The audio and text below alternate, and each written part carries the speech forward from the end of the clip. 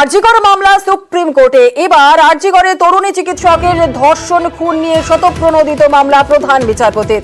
প্রধান বিচারপতি ছাড়া বেঞ্চে থাকবেন বিচারপতি জেবি পারদিওয়ালা এবং বিচারপতি মনোজ মিশ্রা। আগামীকাল সুপ্রিম কোর্টে এই মামলার শুনানি।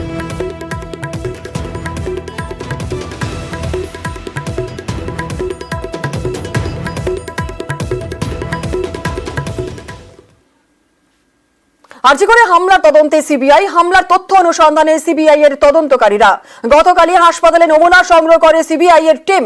3D স্ক্যানিং এর মাধ্যমে হামলার তথ্য সংগ্রহ করা হয়েছে। জরুরি বিভাগ সহ একাধিক জায়গায় ভাঙচুর। আন্দোলনকারীদের মঞ্চে তাণ্ডব চালায় হামলাকারীরা। 3D স্ক্যানারে আরজিকরে হামলার তথ্য তালাশ সিবিআই এর।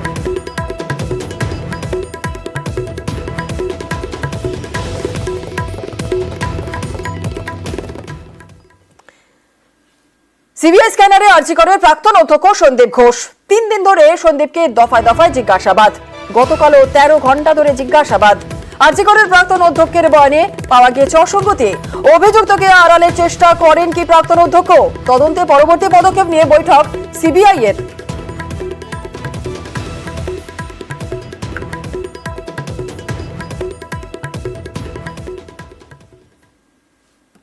ফের সন্দীপ ঘোষের বাড়ি ঘেরাও। বেলেঘাটায় আরজিকরে প্রাক্তন অধ্যক্ষের বাড়ির সামনে বিক্ষোভ। সন্দীপ ঘোষের বাড়ির সামনে গতকাল রাত থেকেই বিক্ষোভ দেখান স্থানীয় মহিলারা। স্থানীয় মহিলাদের হাতে ছিল প্ল্যাকার্ড হাতে স্লোগান দিয়ে বেশ কিছুক্ষণ বিক্ষোভ চালান তারা।